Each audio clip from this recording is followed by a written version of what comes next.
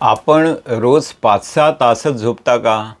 मग sugar control का होत नाही हे मला माहिती आहे. झोप कमी घेतली की शरीरात कॉर्टिसॉल नावाचा स्ट्रेस हार्मोन वाढतो. हा हार्मोन तुमच्या लिव्हरला जास्त ग्लुकोज बनवायला सांगतो आणि सकाळची शुगर वाढते. फक्त एका रात्रीची कमी झोपसुद्धा इन्सुलिन रेझिस्टन्स 20 ते 40% वाढवते. म्हणजेच तुमच्या शरीराला इन्सुलिन काम करायलाच कमी प्रतिसाद देतो.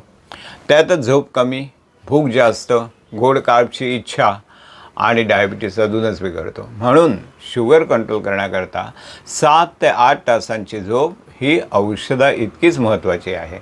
जर तुम्ही झोप कमी घेत असाल तर आजपासूनच बदल सुरू करा आणि शुगर कंट्रोल, वेट कंट्रोल सगळं सोपं होतं. अशाच डायबिटीस रिव्हर्सल टिप्स करता मला फॉलो करा आणि हा रील शेअर करा. धन्यवाद. मी आहे डॉक्टर विजय चिले, MD फिजिशियन.